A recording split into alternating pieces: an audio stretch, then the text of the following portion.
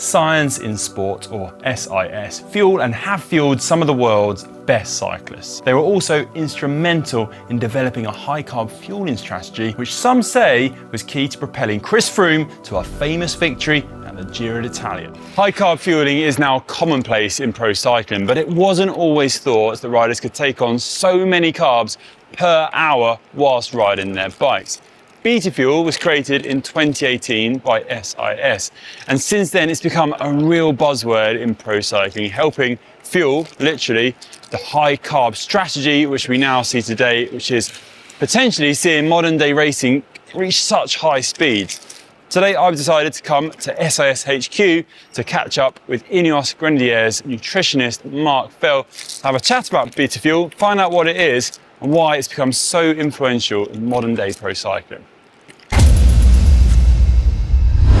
Marc Fell has a PhD in exercise metabolism and nutrition and works with riders at World Tour squad Ineos Grenadiers to make sure they are fueling right for their performance goals. So I'm interested to hear what he has to say about the trend towards high carb fueling in cycling.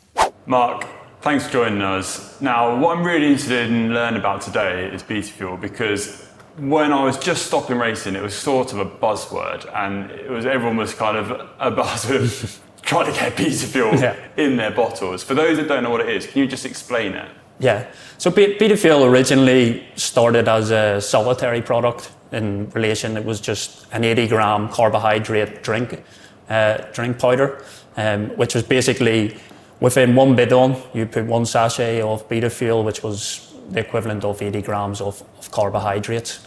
And then it's very much developed and evolved over more recent years till probably be the most sophisticated and complete endurance fueling range probably on the market, what's available to riders, in that now we have the 80 gram carbohydrate drink still, but then we also have a 40 gram beta fuel gel and a beta fuel jelly chew as well, which provides 46 grams of carbohydrates. And what makes it so effective? How are you able to get that amount of carbohydrates into a gel and absorbed by the body? Yeah, so it's quite a unique product in that it uses dual source carbohydrates as opposed to single source carbohydrates, which you would typically see in other gels. For instance, Science in Sport Go Gel is a single source carbohydrate gel, which means it only contains one type of carbohydrates. Whilst with beta fuel, it contains dual source carbohydrate, which essentially is combining maltodextrin and fructose together, which ultimately means that your body can absorb more of the carbohydrate to then be delivered to the muscle to provide energy. And your body does that in quite a sophisticated way, in that each type of carbohydrate has its own specific transporter to be able to be transported from the small intestines into the bloodstream.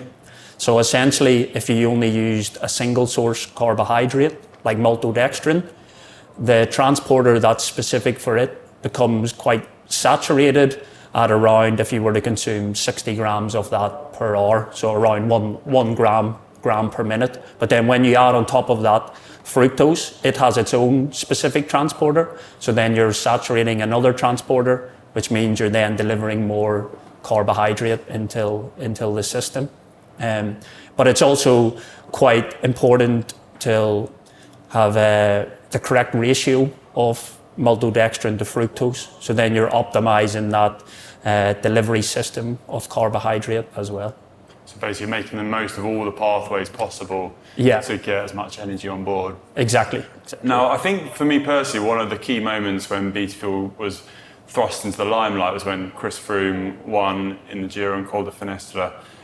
How much development led up to that point when it was used in the top level bike race? It was originally derived back in 2018.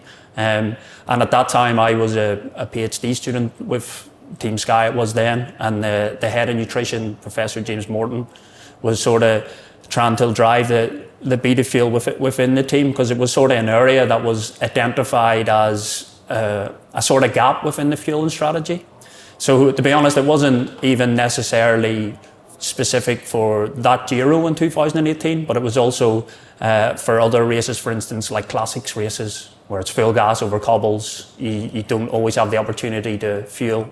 So how could we get a highly concentrated drink available? So basically from the start of that season, it was identified, one for the classics, but then, as you know, Conor, with the Giro, it's probably the most unpredictable Grand Tour in relation to the weather. So it could be snow on one day, rain in the next, sunny the next. So we needed to have a product that was really tailored towards providing a simple solution to high fueling. And when we introduced that product in 2018, it really started through quite a extensive testing period. So firstly, it would have introduced to some riders on a training camp, or during a training ride, they would try it, see how they respond. Subjective feelings within whether they can tolerate that type of drink. And then it was then introduced till stage races and one-day races to see how riders respond with the drink during a race situation or a race environment. And then that ultimately then led to being able to use it within one of the key targets of the season. How did riders react when you first put it to them that there was this really high carb drink that would ultimately improve their performance? But it is quite a contrast to what they'd have been used to at the time. Yeah, I think riders always give valuable insights into what works on the bike in relation to what types of products they feel would benefit them. And they had spoke around previously higher carbohydrate drinks, higher carbohydrate gels for them situations, but it's easier to say it than it is to do it, for instance, because you maybe go from having a 20-gram carbohydrate drink to something that's 4 times as much. It's a lot thicker. It's probably a lot harder to digest. So initially, the feedback was probably it was quite difficult till consume, because it's quite in such a small solution. It's quite thick, so it's quite difficult till consume it, and you might start to feel more full in the gut. So I don't think there was any specific issues of anyone having to jump off the bike and go to the toilet at the side of the road. But it definitely took quite a long period to be able to, I suppose, train your gut to be able to make the most of these types of products. What's the difference between having a beta fuel chew like this and your typical sort of flapjack? What's the difference? Yeah, well, the beta fuel chews just it's probably a different consistency and a different format. I'll show you. I'm gonna open mine as well. Yeah. Personally, I do find them very tasty. Yeah, so you can see it's more like a jelly sweet, quite easy. Whilst a flapjack is also has a lot more. Well, it's oat based, so it's a lot higher in fibre and probably higher amounts of protein as well. And what also you see between carbohydrates is within oats, for example, is like a lower GI type of carbohydrate, so it can be a more sustained release when it's broken down and providing energy, whilst, for instance, the jelly chew, which is just like a jelly sweet in essence, is more of a higher GI, quicker absorbed, quicker released amount of carbohydrate. Do you still have riders, maybe older riders on the team, who are hesitant to go for the high carb strategy? Yeah, for sure. Again, just some people feel that they don't tolerate the higher amounts of carbohydrates, and it's again slowly transitioning towards higher amounts of carbohydrates, or I suppose riders have felt they maybe haven't fueled really high on the bike previously in their career, so they don't need to do it as such now. But I think again, it's when you see it works for one rider, then a lot of guys start to maybe be more open to it because they see the benefits from other riders as well. I think it's fair to say, modern pro cycling, most commentators, most fans of sport see racing getting faster than ever. I think if you look at the Vuelta a España this year, potentially prime example. Do you think high carb fueling has something to do with that? Yeah, I think more so probably, high carb fueling on the bike, off the bike as well. And for sure, it's when you just actually simplify it and break it down, now with the higher outputs and the need for higher amounts of energy, it makes sense that if you're able to fuel more with carbohydrates, then you're having more fuel in the tank to be able to go faster. And then just also with the types of products now that are becoming more refined and how different techniques are being used to actually measure how beneficial a product is, or how much of the carbohydrate in the product is actually being utilized, is showing that that it's bound to be having a benefit, because you're being able to have more energy available. I'm definitely a big believer in it myself. I've experimented with it a few times on the channel, doing a real high carb strategy for a longer ride, but I've also come unstuck once or twice in Unbound, a big gravel race in America, for those who haven't heard of it. Temperatures were 40 degrees Celsius, self-supported, so I went high carb, just beta fuel in my bottles. Because of the heat, I kind of came unstuck and I was suffering a bit, but I literally couldn't fill up with water. Is there anything you need to do and adapt your strategy depending on the conditions? Yeah, I think, well, for your example, yeah, I can appreciate that was probably a horrible day on the bike, but especially with the different conditions, it can have an effect on your fueling, and it's probably being able to tolerate and get used to the high amounts of carbohydrates, because in them types of conditions, your body probably needs more carbohydrate than it would at just normal ambient conditions, but it's more so also thinking about the other factors. So hydration would have been a super important area to focus on that day. So if you're sort of getting one part of the puzzle wrong, it's just going to come down on top of you a bit. And then also when you look at the different products as well, it's understanding that they may be, like with beta fuel, for instance, its real focuses on high amounts of carbohydrate and not necessarily added like electrolytes or sodium, which is super important on hot days where you'll sweat out a lot of electrolytes and sodium, which can then have an effect on water balance and fluid retention.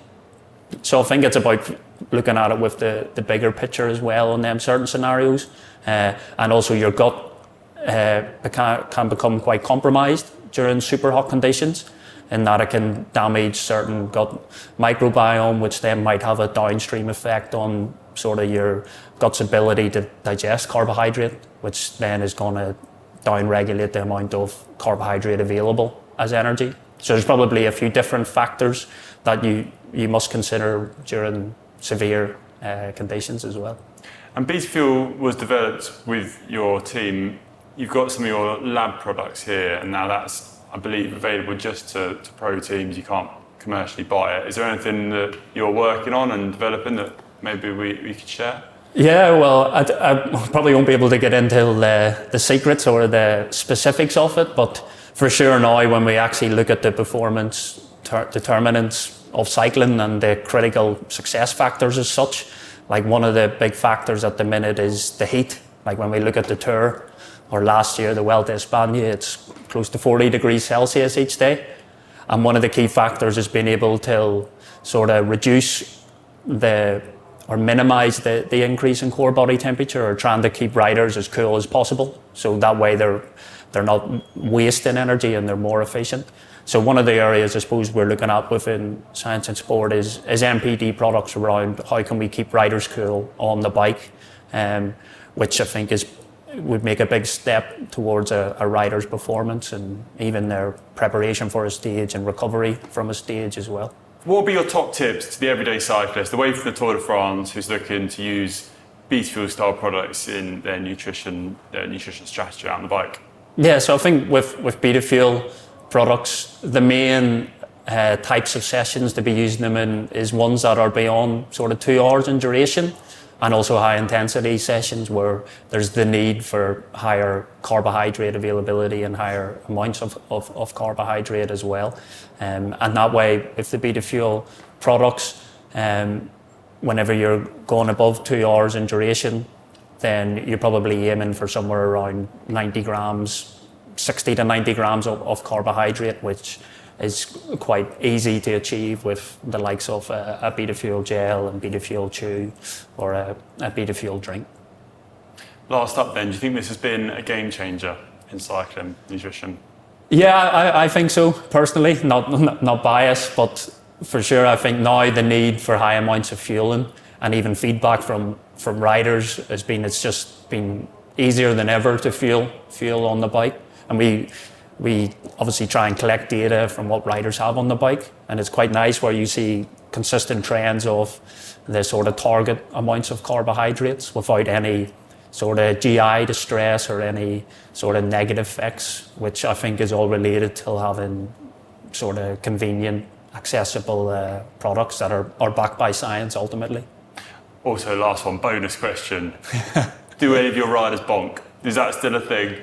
Yeah, for sure. Yeah, like I think it was even riders have publicly came out and said, yeah, you know, they've underfueled during the race, and as much knowledge and products that we have, then yeah, riders will still bonk, unfortunately, at times, and that's where it's just they just got to just keep still to improve in that area. Like it can be quite an art as well. It's not quite as simple as saying, oh, you need to have 120 grams per hour, but then you go and do a one-day classic and it's full gas, crashes, you miss the opportunity to feed or fuel. So yeah, unfortunately they do, but the cases are very few and far between.